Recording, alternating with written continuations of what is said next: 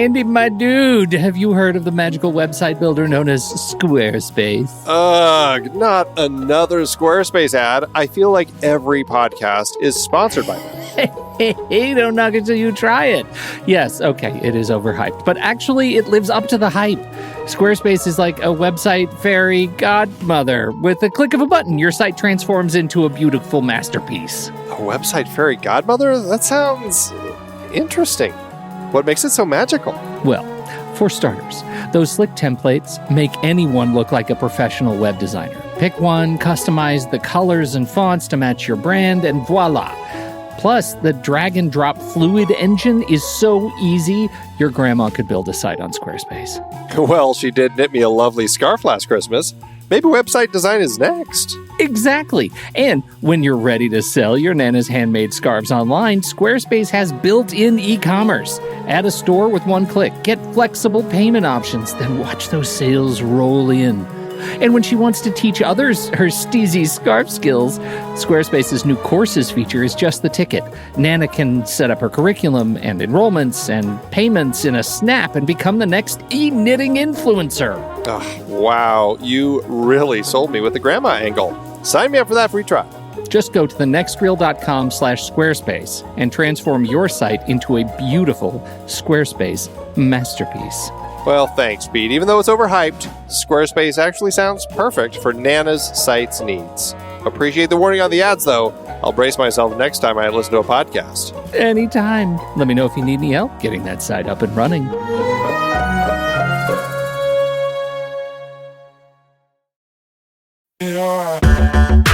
Andy, can you believe we've almost hit 700 episodes of The Next Reel?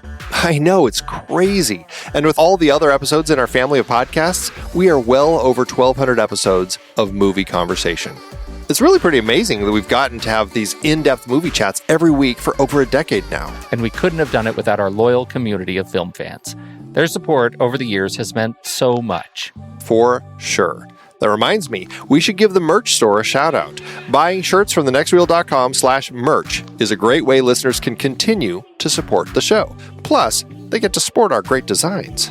Absolutely. I think sometimes folks forget we have a variety of shirts, mugs, phone cases, and more available. In fact, a great place to start is with a shirt sporting the Next Reel's logo. We also have that classic Fast Times Spicoli Surf School tee, or the weirdly popular Rusty's European Tour shirt. The one from National Lampoon's European Vacation. Why is that so popular? Search me, but we have sold a ridiculous number of those. I guess there are a lot of Rustys taking trips to Europe? We're always adding new designs based on movies we've covered, like our brand new design for a streetcar named Desire, featuring a streetcar named Desire.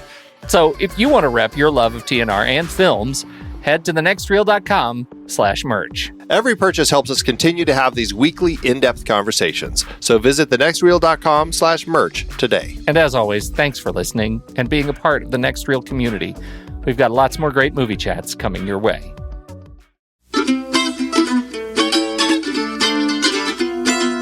This is The Next Reel, everybody. I'm Pete Wright, and that there is Andy Nelson. Hey, hey, hey. And we spoil movies. Tonight in the show, we join the search for Miss Alquist's jewels in George Cukor's 1944 marriage aid, Gaslight. It was written 2 days before she was murdered. Where did you find that? In this score, she must have left it here. It's written by somebody called Sergius Bauer. Give it to me. He said I wasn't any liquor. He said I was going out of my mind. You're not going out of your mind. You're slowly and systematically being driven out of your mind. But why? Why? Oh, that's wonderful. And you thought I was being cruel to you. Keeping people away not from cruel. you. Making you a prisoner. Oh, you're the kindest man in the world. I'm sorry. I'm sorry. You make it sound so perky. You need to put remember the music in that trailer Shining, which was the spoof version of The Shining that made it look like a romantic comedy or something, or just a kind of a happy family comedy sort of thing. Yes, right. And Meet Jack. Yes, totally. I totally remember that music. That's what I feel like when I watch the first 30 minutes of this movie, is just how charming it is. That's because you've been gaslit. If they just Gaslighted. would Lightning. gaslighting. That's what we need, Andy. Is your marriage in the doldrums? You need some gas lightning. We are talking about the 1944 George Cukor film Gaslight. It's part of our lovely Ingrid Bergman series. Ingrid is the lovely bride in this fantastic film. Now, this is on the immediate heels of the 1940 version of the same film, which is on the almost immediate heels of the play from 1938. So from 1938 to 1944, it was big for Gaslight, for the whole concept, for everything. It was big. I feel like society was gaslighted. Yes. Gaslit. Yeah, no, we're going to be messing that up all night. Yeah.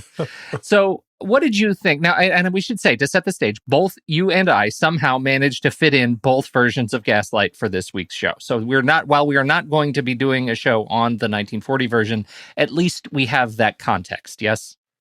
Yes, and we should also say both of us had seen the 1944 version before. Back in our pasts before, and not the 1940 version. That is correct. And relieved that it is the 1940 version is actually streaming on Amazon Prime, and so it was an easy pickup, and I would say worth seeing if you haven't and you're into this thing. It was worth seeing. It was 100% worth seeing. I would say it is just an incredible version of this story and well worth watching. Incredible performances. I didn't know that the film existed, and after reading the history, which we certainly are going to be talking about, I instantly was in love. I just think that this is an amazing pairing of translations of this story that both need to be seen. So let's talk about why we're doing this film. Would you like to update us on your opinions of Ingrid Bergman? Well, I think we had been looking for an actor or actress to talk about. And Ingrid Bergman, I think, is one of those actresses that rose to the top when we were trying to decide, because she has such a wonderful career. She's got an interesting life. A lot of things had gone on as far as, in favor, out of favor, all of that sort of stuff. Being kind of a foreigner working in many countries. She's just got a great career and a lot of great films. And when we settled on that idea, I just think it worked really well for both of us to do a longer series looking at a couple, 8 of her films, just to really kind of explore her career and look at it and just see what she does, because she delivers some really, really strong performances. I mean, this is the third of our series after Casablanca and For Whom the Bell Tolls. And each time I feel like we have seen an incredibly different character. And I think that speaks to Ingrid Bergman as an actress and what she's doing and delivering with her performances.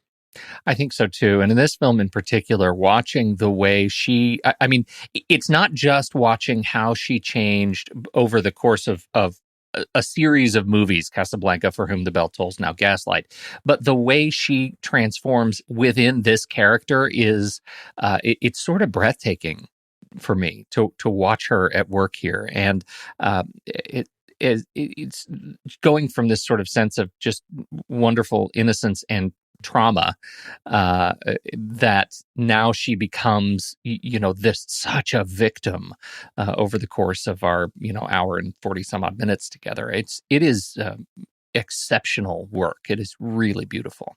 Yeah, it really is.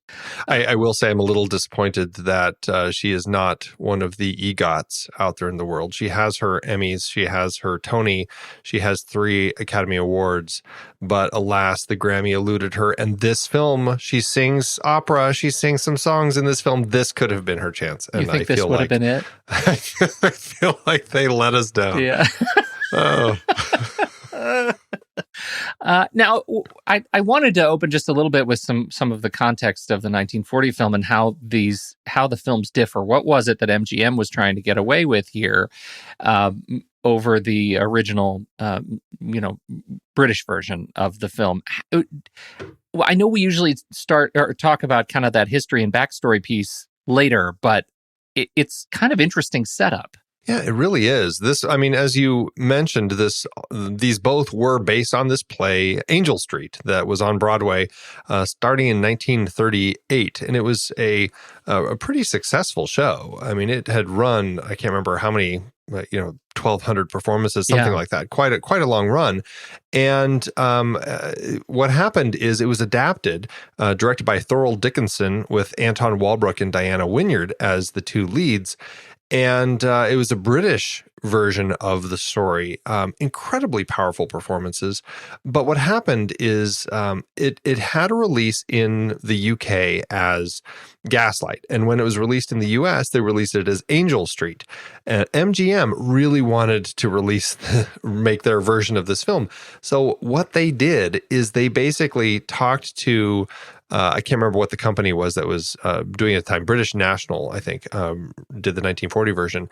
And they basically got the rights to it. MGM did.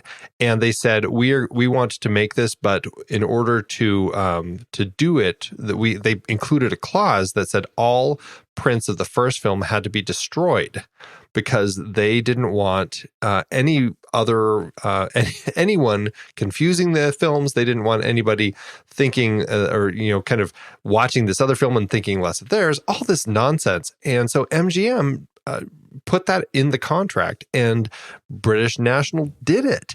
Luckily, Thorold Dickinson, who was really upset that this is what was happening, he snuck into the vaults and snuck his negative out, struck a print of it, and then snuck back in and put the negative back.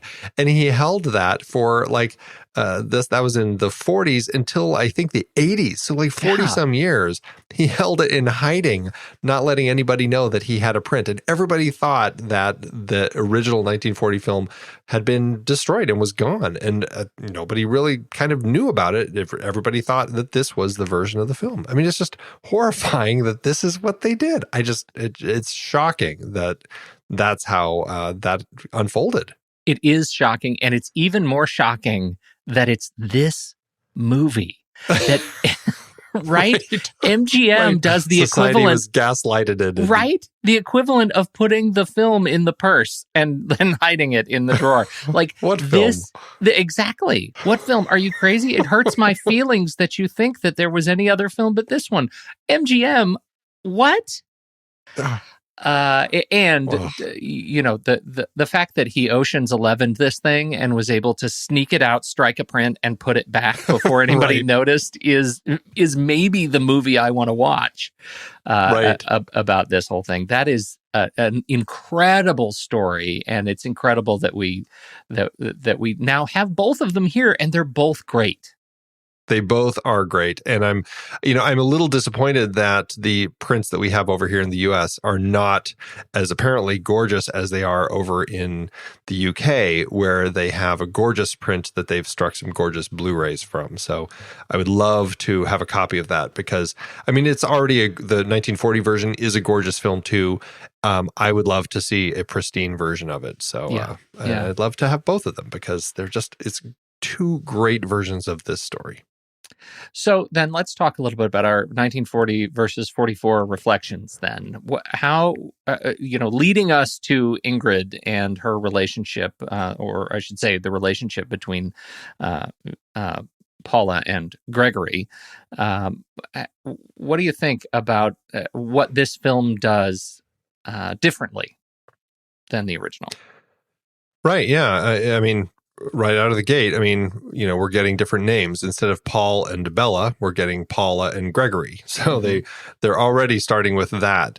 But aside from that, it sounded like a lot of it was pretty close in line to the way that the play unfolded. But what I think that they did actually really smartly here is that they fleshed the story out. In the previous version, it did feel a little bit like they were adhering pretty closely to the stage version. And so it felt, I don't want to say stagey in a way that sounds bad, but it felt like of the stage, right? It just felt like there was a little more exposition. Whereas here, we get, instead of just having the exposition, we get some of the backstory. It's actually fleshed out. We get to see these different, like we see their relationship developing, which was really nice. We see her finding the letter and see the games beginning. I love at the beginning, we see her as this young girl coming out, and I thought it was really smart that they actually connect her very directly to this victim. It was her aunt, and she's being raised by her. And and she was the one who kind of discovered the body. I mean, there's some really interesting elements added all through it.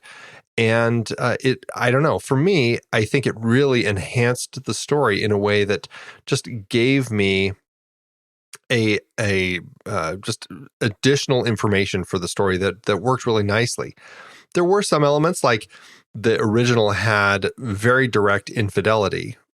Gregory has an affair. He goes out with Nancy, their parlor maid, and goes out to kind of the 1800s version of the club, so they can kind of go out and watch the ladies dancing and all that. But he it is very much more of a direct kind of take on the infidelity. I don't know if that was left out of the US version because of the censors at the time, or if they were just trying to kind of tone it down, but it is something that I missed. I thought that was a really nice development that we had in that one. But it also, I feel like the relationship changed a little between the two. I ended up feeling like Gregory in the 1940 version was, a little more, Paul in the first one was a little more hostile. He had, his sense of the way that he was dealing with the relationship seemed a little more hostile with Bella, whereas Gregory in the 1944 version seemed to really be struggling and had a little more kind-hearted struggle that he was doing with Paula. So I didn't read it that way. I mean, the result is the same. But for me, the relationship between in 1940 between Paul and Bella it ramped up from like normal relationship to aggressively gaslighting relationship so quickly and so sort of ragefully. I got more of a sense that Paul was a criminal earlier in the movie. Like, it was just paced in such a way that this was a crime story so quickly. And so in that regard, I really appreciated what they did with 1944. It slows down. It slows down to give us more of a sense of character, of purpose, of place. You don't miss that sense of purpose. I think it's easy to miss the sense of purpose in the 1940 version because it just races through into the actual tactics of, psychological terror. And in the 1944 version, you get a chance to kind of meet these people and to get a sense of relationship. And it's only after we see how it all plays out, if you can kind of imagine yourself having never seen the film, it's only after you find out what his gambit was that you start it starts to sort of reveal that these little pieces when he is with her and talking about how, I would just love to be on this little fantasy square in London. Wouldn't it be great if I could just grow up and give you a home on this little square? And little do we know that he's describing her childhood and the home of her youth that she happens to own, and that he's already manipulating her even that early in their relationship. But you don't really know that until later because it ramps up so slowly. And I think that makes for a better experience for me in 1944. Yeah, and it also, I think, they play with the mystery a lot more in the 44 version, where you have, in the 40 version, you see Paul doing stuff more maliciously or purposefully plotting his gaslighting, where you see him taking something out of her bag or pretending to put something, whatever it is, however he played it, you kind of see all that play out. Whereas in the 44 version, like you see Gregory put something in her bag, and then later when she's looking, it's not there. And we never see him pull it out. And yet it's lost. And so you actually, I thought they did an interesting job of building like is there something we're, missing with her as far as kind of this touch of insanity? Like, I thought it was actually a pretty interesting way to play that in this one. Oh, totally. That the audience is in on the gaslight, right? The audience is in on the fact that there is confusion, and we are confused just as she is confused, and that makes for a much better sort of emotional connection to the story than the original. I think it's a pretty dramatic improvement for me. Yeah. But, we should probably explain, maybe for those who haven't seen it or haven't seen it in a long time, what the gaslighting part is. We haven't actually talked about that yet. Right. Yeah. Gaslighting. I mean, back in the 1800s when this takes place, it is basically you had these, I don't know what their job title was, the gasoliers or something like that, who would go around and in the evenings they would light the gas lamps on the street. They'd turn them on and light them and everything. And in addition, all the houses had the manual lanterns on the walls that you would turn on the gas and then you would light it. And that's how you would have light in your house. It is very much a specific thing that you would do to have this gas light your house. However, when you would have multiple lights, if you had a few lights on and then somebody else in a different part of the house turned on the gas to light it, it would dim the lights in your room.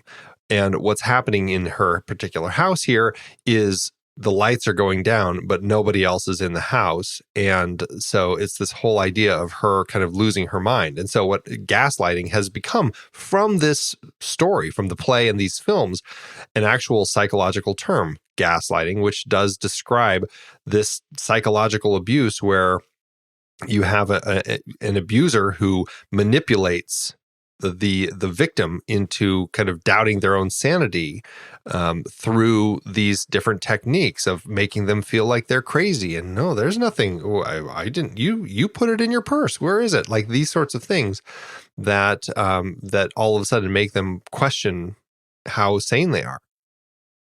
Yeah, it's the equivalent, the psychological equivalent of flushing a toilet while somebody's in the shower, right? And certainly the gas equivalent of flushing the toilet with somebody. Yes. Hey, did you see those lights go down? Those lights didn't go down. I don't know what you're talking about. And that is what is the actual sort of giveaway in the story. And it's what allows us in 1944, or in 1940, I should say, we get this this glimpse of what he's doing up in the attic, right? And we see him go up outside. He's up crossing the roof and he goes into a window up in this boarded up attic. The only way to get in there is through this rooftop window. And he's knocking around up there. And then we cut down to where she is, to where Bella is. And we hear the footsteps and we see the gas lights dim. And she's like, does nobody else hear this? Does nobody else see that the lights are going dark? And she's truly losing it. But we are in on that already as an audience, right? We're in on that. And in the 1944 version, this is a haunting because we're with her when she sees the gas lights dim. We're with her when she hears the footsteps, but we never see him go upstairs. We never see him climb in that window until later, at a later reveal. And so it feels to us much more intense. My experience of it's much more of an intense emotional reaction because we're experiencing it with the person who it's being inflicted upon. Yes. Yeah, I definitely agree with you there. So one other character we need to bring up, which is an important character, that is the character you already mentioned, the parlor maid, Nancy. This film, the 1944 film, it is delightfully played by, she's 18, I think, Angela Lansbury. Yes. Angela. Yeah. Yep. What's crazy is she was actually 17 when she started this. So it's an interesting story. Let me just go back a little bit because I love this story. So her mother was an actress, Moyna McGill. And somehow I think Moyna knew John Van Druten, who was one of the screenwriters on the project. John had suggested to Cukor to screen test some of Moyna's daughters for a role. And Moyna, as I said, she was an English actress. She was a refugee here in the States during World War II. And Angela Lansbury, was the first of her daughters to audition. She had never acted ever before the screen test for this film. But Cukor just was like amazed by this talent that she had and her professionalism and how great she was, and instantly wanted to cast her. What's funny is Angela was actually working at a Bullock's department store in LA. And so she went and told her boss, I'm leaving. And her boss offered to match the pay at her new job. She hadn't said what it was. He thought that it was something in the range of what she was earning there, something around $27 a week. And she told him she's earning $500 a week. And so he, needless to say, wasn't able to match her pay, and off she went. And then what's funny is because she was 17, there is a scene where she has to light a cigarette. And when she's contradicting what Paula's wishes are. And what's funny is that Lansbury, she was a minor. There was, I guess at the time, the way they did it is, there was a social worker who monitored you if you were underage. And so the social worker was monitoring her and refused to allow the production to have Lansbury smoke while she was still a minor. So the production went on past her 18th birthday.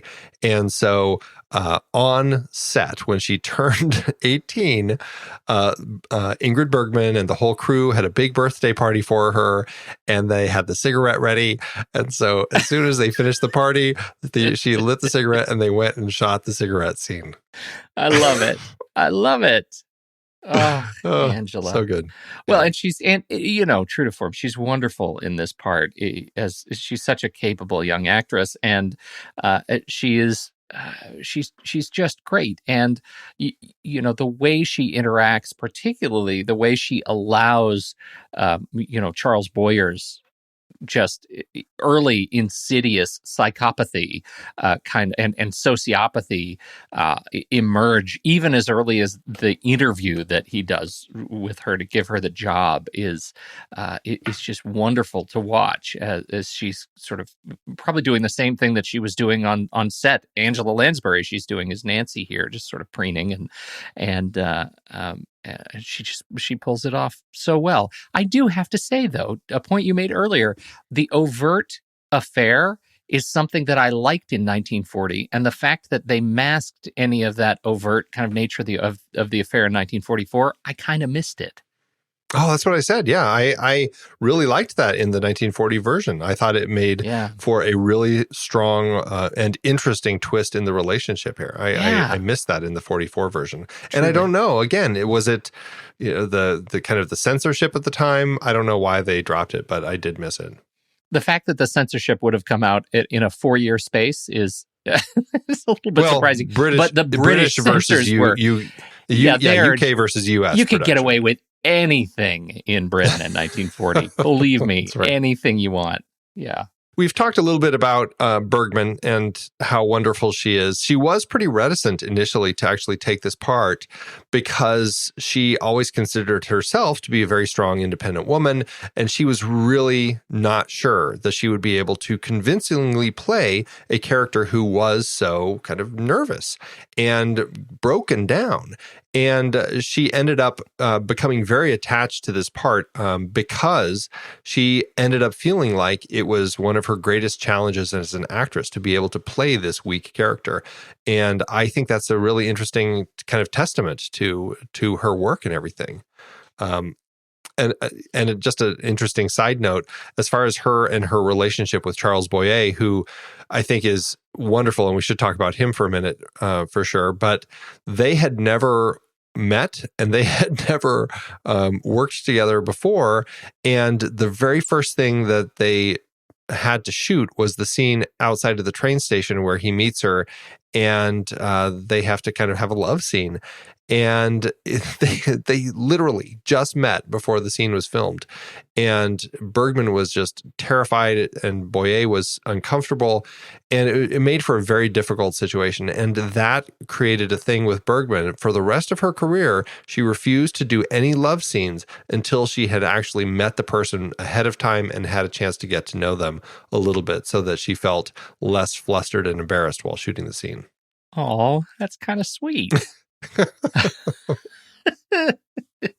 Well, I think she is part of her and building that career of being sort of the strong, female character. I think that is what makes this role.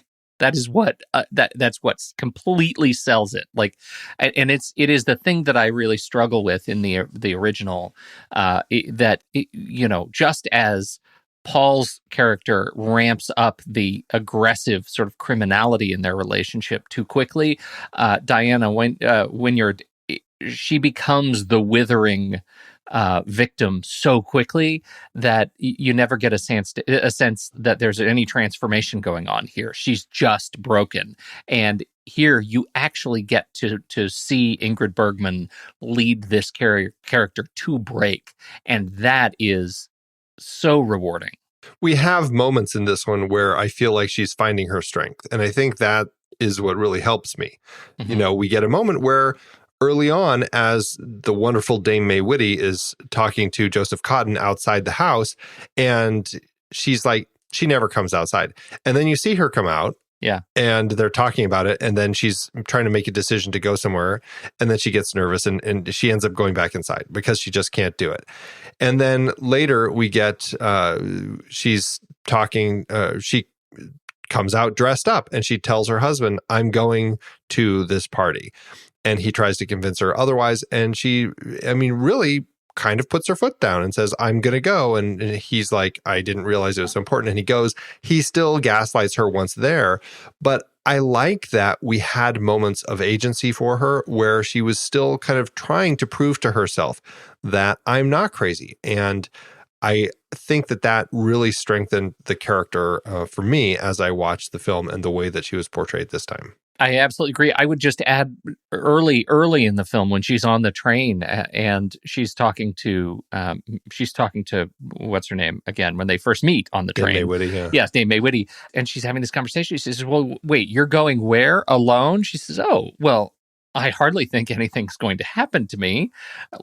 She is like this young, strong, just sort of, she's invincible, right? And that's who we get in the beginning. That's Ingrid Bergman in the beginning of the film.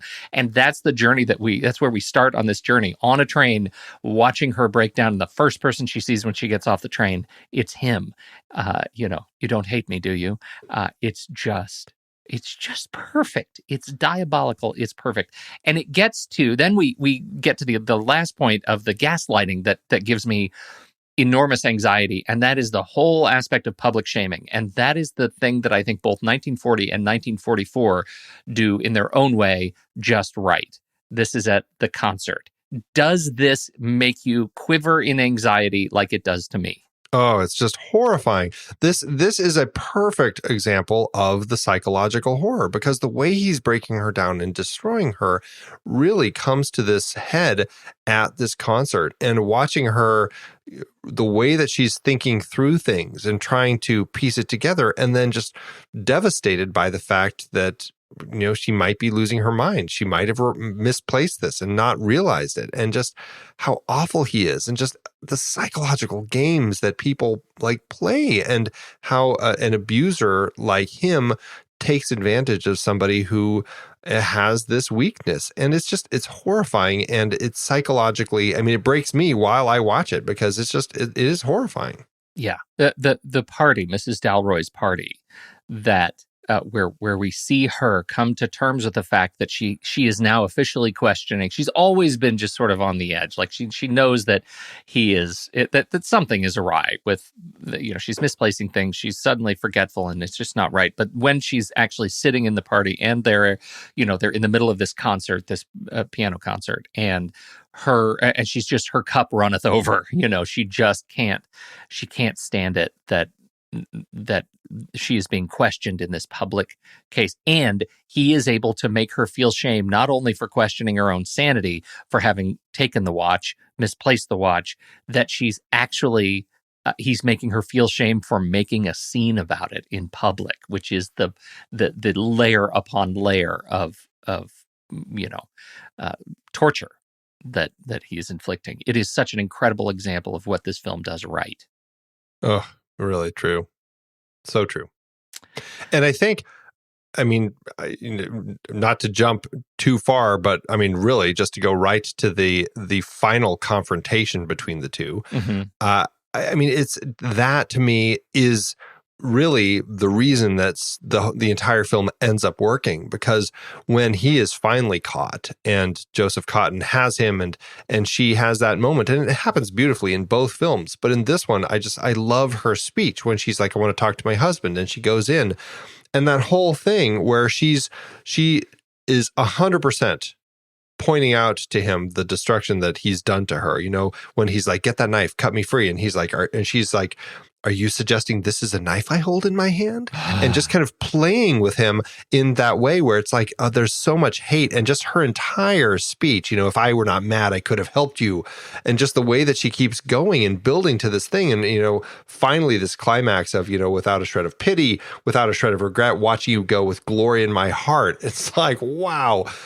Ingrid Bergman is like, she's so good. And it's like, I mean, it's horrible what she's gone through. And it's, if you had the sequel to this, it would be her going through kind of the PTSD reflection of trying to deal with all the psychological damage he had done to her. Yeah. But at least in this film, we do get a nice sense of resolve that she has kind of found her way through it. And as broken as she is now free. And it's really powerful, very touching. That speech is great. In fact, Andy, it's so great. We should listen to it right now. Look into my eyes. If I ever meant anything to you, and I believe I did, then help me, Paula. Give me another chance. Look, in the drawer of that cupboard over there is a knife. Get it and cut me free. Be quick, Paula. Get me the knife, cut me free. Will you get it, Paula? Will you get it for me? Yes, I'll get it. I'll get it for you. Hurry, Paula. There's no knife here. Yes, I put it there. Look, I don't see any knife. I put it there tonight. No, it isn't here. You must have dreamed you put it there. Are you suggesting that this is a knife I hold in my hand? Have you gone mad, my husband? Or is it I who am mad? Yes, of course, that's it. I am mad. I'm always losing things and hiding things, and I can never find them. I don't know where I put them. That was a knife, wasn't it? And I have lost it. I must look for it, mustn't I? If I don't find it, you'll put me in the madhouse. Where could it be now? Perhaps it's behind this picture. Yes, it must be here. No, where shall I look now? Perhaps I put it over here. Yes, I must have done that. My brooch. The brooch I lost at the tower. I found it at last, you see, but it doesn't help you, does it? And I'm trying to help you, aren't I? Trying to help you to escape. How can a mad woman help her husband to escape? But you're not mad. Yes, I am mad, as my mother was mad. No, Paula. That wasn't true. Help me. If I were not mad, I could have helped you. Whatever you had done, I could have pitied and protected you. But because I am mad, I hate you. Because I am mad, I have betrayed you. And because I am mad, I'm rejoicing in my heart without a shred of pity, without a shred of regret. Watching you go with glory in my heart. Mr. Cameron, come. Come, Mr. Cameron, take this man away. Take this man away. Okay, there is one character that we have that you only just mentioned, and we have not talked about, both in terms of his performance and his role in the story, and that is Joseph Cotten, plays the role of Brian Cameron. What is the function of Mr. Cameron in the film? He is very much kind of the detective who knew about the case, about the murder that had happened ages before, when Miss Alquist was killed and her place was raided. This was Paula's. What was she? Her aunt, right? Yes. And he had known about this case, and working at Scotland Yard, it's something that he is aware of. Earlier in the film, Gregory and Paula go to the Tower of London to look at some jewels and look around. This is where the whole brooch gets lost in her handbag. This is where Brian, who works for Scotland Yard, he's there with his kids poking around, and he sees Gregory and Paula walking by, and he's kind of taken aback when he sees Paula, and they have a brief exchange. And as we find out later, it's because he thinks that he was, as a young boy, he was a big fan of Miss Alquist, who was a famous opera singer. And so he feels like he had seen a ghost. It's an interesting twist on the version that we had in the previous version of the film. And in that particular case, it was a detective who had been trying to find this guy, and he was investigating the case that unfortunately went cold. And now he sees Paul, and he feels like, this is the guy who I had pegged for the crime. And so it's an interesting shift in the character. And I think it actually works really nicely here. I think especially the way that the glove ties in, I thought that was a really nice touch to have toward the end. I think all in all, it's a great kind of connection between the two, making him a younger guy, a possible kind of romance with Gregory getting a little jealous. All of it worked really well in context of the story. Plus, Joseph Cotten, come on. You can't go wrong with the guy. He's just so stinking enjoyable to watch. Well, and as much as I love Charles Boyer, and in this film in particular, he is the bad guy, when he and Joseph Cotten are standing nose to nose, that Joseph Cotten is a strong and handsome lad. He is just the guy. He's good. Like, if I were Charles Boyer, I would just turn around and walk away. It's just not worth it. He's just too much, Joseph Cotten. He's too much. He's too good. He's too handsome. He's like a shiny penny. Well, and what's funny is, we were talking about age differences last week with Gary Cooper and Ingrid Bergman. Yes. And here we have Charles Boyer, who also was born in 1899, same year as Humphrey Bogart. So he, again, has that 17-year age gap. He's 17 years Ingrid's senior.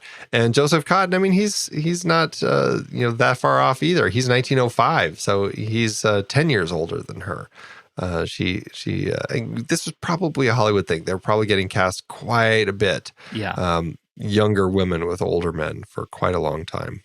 But I think that Charles Boyer works really well. I buy him. Gary Cooper is the one right now that I have the biggest struggle with as far as her love interest. Yes. So in terms of the draft, the love interest draft with Ingrid Bergman, yes, we're picking him last. Charles Boyer is wonderful. He is. It's such a beautiful thing to have them. They're so beautifully European, right? Not British, and that is a standout in an otherwise sort of naturally British legacy of this film, right? That coming off of the 1940 version, him being French, he's wonderful, and I can't remember. Have we talked about anything else that he's done, Boyer? I know we've seen him. But I don't think anything else has hit the list. I don't think so. I feel like we've kind of missed a lot of his projects. He certainly is an actor who has been very busy from, 1920 all the way up through the mid 70s. So yeah, very, very busy. But he also, those French genes, they actually make him age on a leap year basis, I think. So, or for every 1 year of the French, everyone else ages 4. Right. That's how it works. Right. There's math involved in this, and I get very confused. Also because I'm not French and I'm so old. You're just so much older than him. I'm 160 years old. Okay. So just as far as getting this made with Boyer, it's interesting because he actually wanted to have top billing for the film, which it sounds like Ingrid Bergman really didn't care. But David O. Selznick was loaning her out along with Joseph Cotten to be in this film and was pushing for Ingrid to have top billing. It is kind of her story after all, but he felt, it's his story. And this was this big issue. And so Cukor actually suggested doing what they call sandwich billing, And this was a practice of listing the well-known female star sandwiched between the two popular male stars. And this was kind of a popular way of promoting back in the 40s. And, Cukor told Selznick, this is what we did when I did Philadelphia Story. We put Katharine Hepburn right between Cary Grant and James Stewart. It worked. And so Selznick was like, oh, okay, Boyer can have top billing. She'll be the kind of the female lead, I guess, is kind of how they were making an emphasis by doing the sandwich billing. And it's just such a silly thing, but it's what they needed to do in order to get the movie made. And I think the cast works perfectly. So I'm glad that it worked with this cast. Yeah, absolutely. Andy, I feel like we should we absolutely have to talk about cinematography. I know we need to talk about that, but I feel like we need to just share a few words on George Cukor before we do, because it just occurred to me once again, I made a little bit of a big deal that this was the unintentional George Cukor series, because now we've done the Philadelphia Story and Gaslight, and we've done something else of his, right? Haven't we? Yeah, we did. We did The Women. Oh, we did The Women. That's right. I was allowed to forget that. We've talked about him a lot with regard to Gone with the Wind and Wizard of Oz, and like he has a thing. And we just talked about What Price Hollywood in our A Star is Born series. Yes, that's right. That's right. So I feel like we have to just say a little bit about George Cukor in the context of this film. What does he bring to this as a director? George Cukor is a director who is often noted for knowing how to direct the women. I think that's kind of, something that, he's a great director of actors. He's a great director of women. And what he does with Ingrid Bergman here, I mean, she goes from this, we talked about how Ingrid Bergman, she knows how to look lovely, where she's looking at somebody like she loves them. At the beginning of this film, you have those moments and you sense this love that she has with Boyer. And over the course of the film, you watch her go crazy. And I just think that Cukor knows how to work with her and get a performance that is just really haunting and broken from her from beginning to end. I mean, just the way that she transforms over the course of this film. I mean, it's really powerful. And I think that is Cukor's strength. But what really struck me on watching it this time, and this I think will kind of lead into our conversation with cinematography, is just how good I felt Cukor did at really connecting his the vibe of this film with kind of that noir element and just the deep shadows and kind of the angles and just the way that they filled the frame. Really strong filmmaking that I was just really impressed seeing it coming from Cukor, who I don't feel like we've seen the films that we have talked about on the show. I don't feel like we have seen this look from him.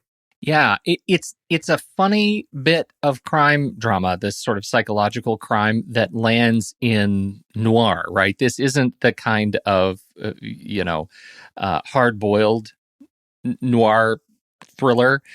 It is very much stylistically. It is smack in the middle, thanks to the use of these of the way they move the camera and the way they paint with darkness. Those deep pools of black. For me, anytime we're introduced to a new set piece and that is going to be the home of their horror, whether it's the main entrance to the house before they actually turn on the gas lights for the first time, or up in the attic as we're introduced to just the boxes and structures that end up hiding so many of the secrets of the film up there. I am deeply moved by the way we are invited into the haunting of the space and of these characters, and I think it just works so well. And this is credit to Joseph Ruttenberg behind the camera. Yeah, and I mean, paired with that, just because you were talking about just kind of the way that they filled the frame, the production design department did an amazing job of just filling this house where there was stuff everywhere. I mean, just like knickknacks all over the place in these rooms that just made it feel claustrophobic. Yeah. Like, especially as the lights are changing and she's all alone, I just feel like there's so much stuff in here that she's just squeezed in this place. It is beautiful, though, the way that they put that together. Well, it felt very much like the house of this this eccentric opera singer and a lifetime of treasures that she collected. They make a big deal at one point of saying, oh, this cabinet is where her treasures were, and we needed to see Right. that cabinet because there was one glove and the pair of had been separated long ago, and that becomes an important story element, as we've talked about. But really, it's the entire house that is home to all of these treasures and knickknacks, and you really feel that. The production design is just wonderful. But back to the cinematography, I love the way that they played with shadows, and I love the way that Cukor paired with Rudenberg. They took opportunities to not necessarily feel like they needed to cut scenes really quickly, but they allowed scenes to play out. And there was a beautiful shot when they are standing on the landing outside of her room, and and Gregory is going to kind of lock her in the room, basically, is what's happening. And she's just like, she's lost and she's feeling broken. And she's like, please, no, let's just, I can't remember what the conversation is, but he basically, we see the two of them on the landing, and then we see her go through the doorway, and we see her shadow projecting out onto the kind of the hallway outside. And then we see him go in, and we see his shadow as the two of them are having kind of the continuation of their conversation. And then they both continue into the room and disappear. And then he comes out, and we just see the one shadow and then him as he kind of leaves and closes her door. The way that they constructed that shot in one long take it was beautiful, and it allowed for the story to take place in a space that emphasized everything going on. It was just beautiful construction.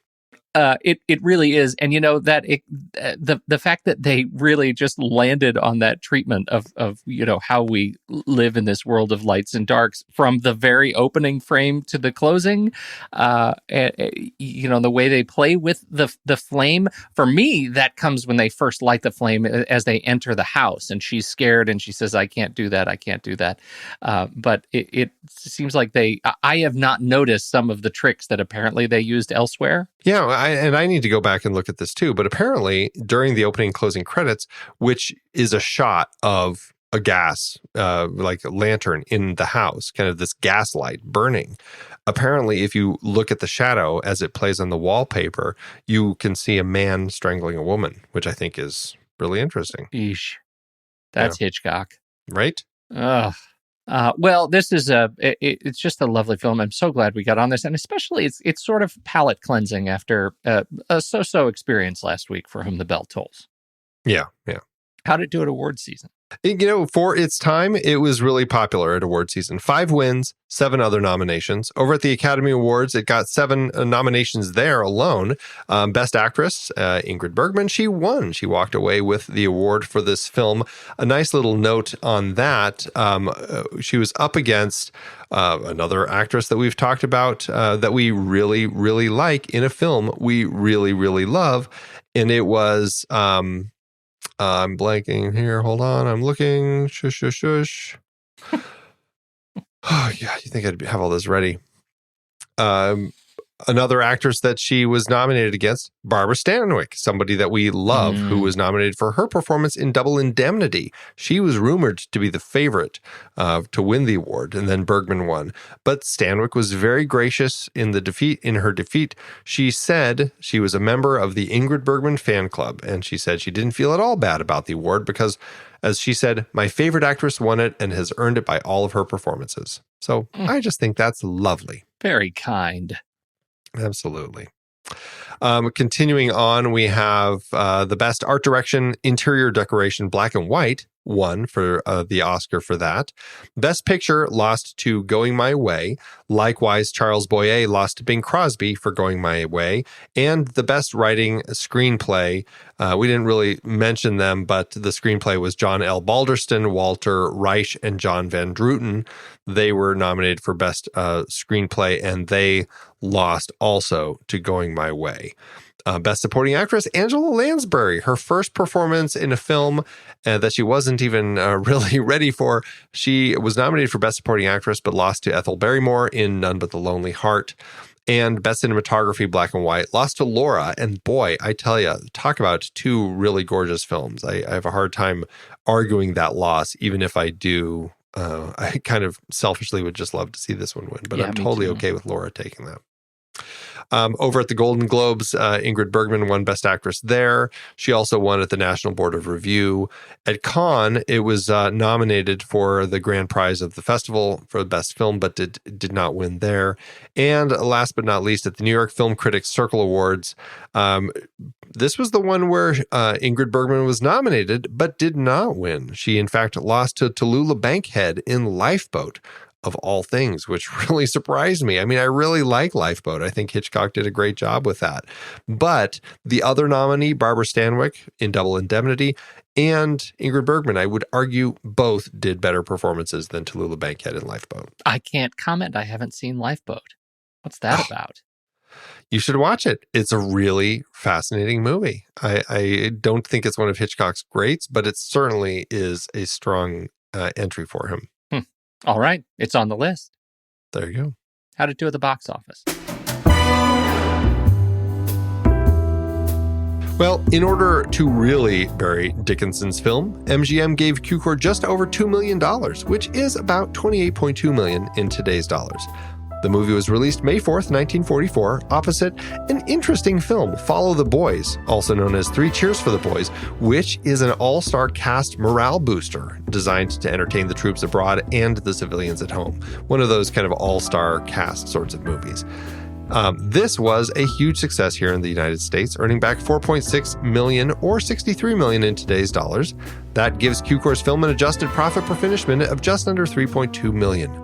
All in all, a notch for his belt, and a great success for him, the cast, and MGM. Luckily for all of us, however, it didn't, in fact, bury Dickinson's film like they had hoped.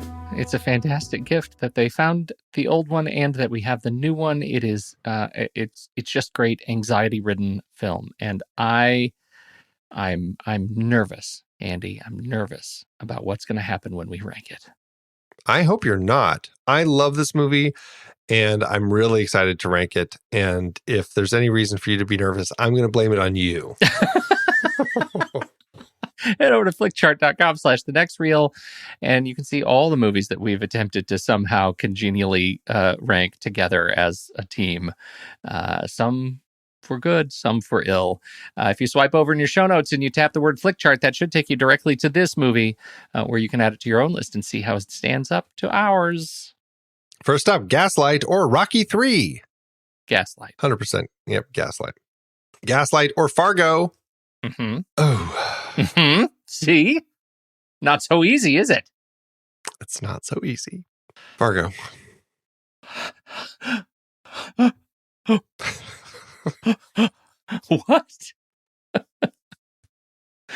Do you know what? I feel like on principle, I have to take you to the mat on this one. Okay. All right. One, two, three. Paper. Paper. Oh, so that worked out all right. I could have gone with Pretty Picture and still won. Gaslight or A Star is Born 2018. How, for crying out loud, Andy? I know. This is where it gets. It's already been tough for me. Yeah, I'm been tough. I'm gonna go A Star is Born 2018, and my expectation is that you will, on principle, please take me to the mat, and then I don't have to feel bad about it. I will take you to the mat. Good, thank you. All right, here we go. One, two, three. Scissors. Paper. Scissors. Ah, you went the other way.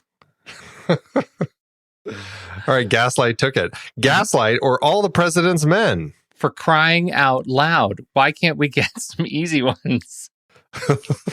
I am All the President's Men. I am All the President's Men. All right. Gaslight or Snowpiercer? I'm going to say Gaslight. Yeah, Gaslight, please. Gaslight or Brazil? You know which way I'm going. I actually will go with you to Brazil. Off we go. Gaslight or Paranorman? Haven't seen that pop up in ages. Gaslight. Gaslight. Gaslight or Old Boy? I am going with Gaslight. I will go with Gaslight as well. Gaslight or Casino Royale? Which one? Oh, I suppose we've only done one. The only one we've talked about. I will go with, I think Gaslight. Although I think Charles Boyer might have been in the original. He was in the original, yeah. Yeah.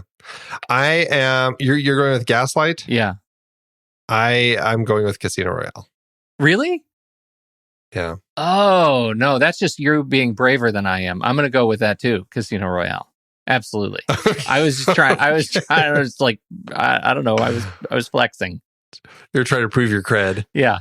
Oh, totally. Gaslight. Yeah. No, Gaslight. Yeah, it's a great film. But I still, Casino Royale. I mean, it's Casino Royale. Yeah. Well, that puts Gaslight at 33 on our chart. Wow. 33. That's quite a landing. Shot up there. 92% up on our chart. So I'd say that little movie did pretty well for itself. And where's how much higher did Casablanca go? It's like up in our top 20, right? Yeah, Casablanca landed at 14. Yeah. So yeah, this performed well. How'd it do on your personal chart? It's really high up there for mine too. This film is at spot 121 out of 4,134 on my chart, which is, I mean, it's, like a 90, I can't remember, 97% or something like that. Yeah. Weirdly for me, it ended up at 229 out of 1,086, which is actually too low. It's a 79%. That feels too low for me, but it is what it is. If I go by the algorithm, it should be a 4-star elsewhere. It's not a 4-star movie for me. It's a 5-star movie for me with a heart on letterboxd.com/thenextreel. How about you? Totally. This is an example of, I just think, classic Hollywood film storytelling. I think the 1940 version is almost as good as this one. I think both of them deserve to be watched, certainly. And this film, I mean, it's a classic. And this is, I think, one of the big reasons why we're doing an Ingrid Bergman series, because of what she delivers in a film like this. Yeah. And the fact that this movie is such it's like a primer for the kind of psychological damage that is going on both in relationships and why it has taken hold in sort of the world of relationship trauma, and modern media landscape. Like, I feel like in order to be better about using the term, we have to know where the term comes from. And it's nice to go back to source and see kind of why this psychological suspense drama has and thriller has actually, got its hooks so deeply into us that we're using the term today. I think it's a great watch. Absolutely worthy watch. Now, where do we go from here? We are going to be, believe it or not, Pete, we have not talked Hitchcock on this show at all.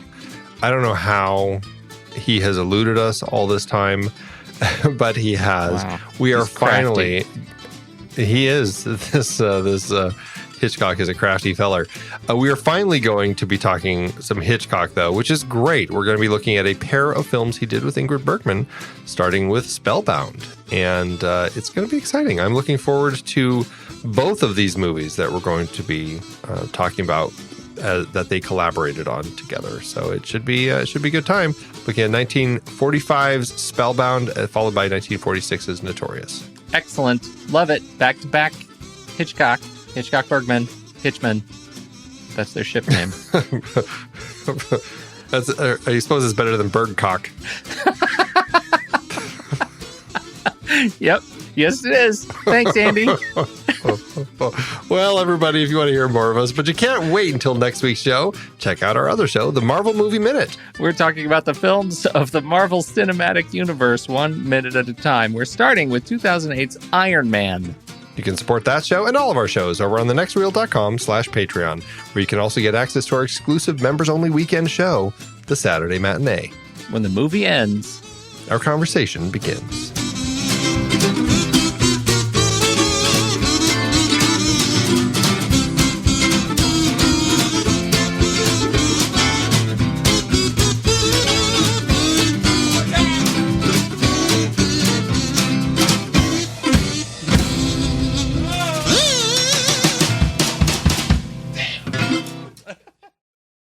Amazon giveth, Andy. As Amazon always doeth. And if you can imagine a topic like this one, it's gonna bring out opinions. Oh, yes, it is. You have a hard time separating those who are talking about the film or talking about their own marriage. And that's what leads us to our reviews this week. Would you like to open? I sure would. LM says, Wayne Baker and gaslighting, giving it a 1 star, said, had a marriage counselor call me a gaslighter to my wife. I don't do stuff like this movie. Who's gaslighting whom? 1 star for the silly pop psychology created by this silly little flick. Somebody's in denial. No, I had to look up this. I mean, you know who this Wayne Baker is? I looked up Wayne Baker, and all I saw was and I know there's a lot of Wayne Bakers. I was looking at the American author and sociologist on the senior faculty of the University of Michigan. That's what I found, but I can't find anything that relates to Wayne Baker and gaslighting. I don't know what this is all about. I don't get the reference if this is related to him. He seems like an academic that I've never heard of. So, there you go. Maybe he uses the word gaslight a lot. I don't know. But mine is actually somebody else who really, RPD, who says that they're not really fond of this movie. They call it an incredibly stupid film, and it's all caps, except for the I in incredibly, like iPhone. It's incredibly stupid film, and that's the first thing that makes me chuckle a little bit. This film really made me angry and pissed off I bothered watching it. The characters were cardboard, and I can't believe Ingrid Bergman starred in this junk. The main character totally lost it, believing all what her husband was saying about her. She was totally unthinking in the whole episode until it was revealed that her husband was a con. Okay, so I thought, well, maybe we disagree on the movie until I realized that thanks to a very helpful respondent in the comment section on the comments, Caleb D writes in and says, the cardboard people are just on the package. You're supposed to watch the movie, not the box. Oh, that was it. Oh, so good. Thank you, Caleb. Amazon sometimes, they're deep waters in the Amazon ocean. Thanks, Amazon. It is hard to believe that we have been having in-depth weekly conversations about movies since 2011. So many great movies, so many great conversations. But it's a lot of work. Producing this show week after week does require a lot behind the scenes. If you'd like to help support our efforts, one easy way is by using our Originals page when shopping for books and movies that we've covered. Your purchases made through our links give us a small commission at no extra cost to you and allow us to keep having these great discussions. We had some great films in Season 8 that started their lives as books or plays, and you can find all of them on our Originals page at thenextreel.com/originals. That's the site where listeners can find links to purchase all the source material behind the adapted films we covered, from Season 1 up through our current season. For part of Season 8, we had a series celebrating the 50th anniversary of films from 1968. We talked about 2001 and 2010 for our Odyssey series, both adapted from Arthur C. Clarke's novels. Man, the second one was so much better than the first, right? Don't you even get me started. Need I bring up Under the Cherry Moon again? Yes, also so much better. Wait, no, that's not what I... Planet of the Apes kicked off its series based on the novel by Pierre Boulet. We covered Danger Diabolic and The Detective, adapted from novels for our 1968 crime films. Wait, wasn't that The Detective the prequel to Die Hard? They were both written by Roderick Thorpe, and yes, it's the same character in the books. I can't believe they even asked Sinatra if he'd be in Die Hard. That would have been weird. Once Upon a Time in America was part of our Leone Once Upon a Time trilogy, adapted from Harry Gray's novel.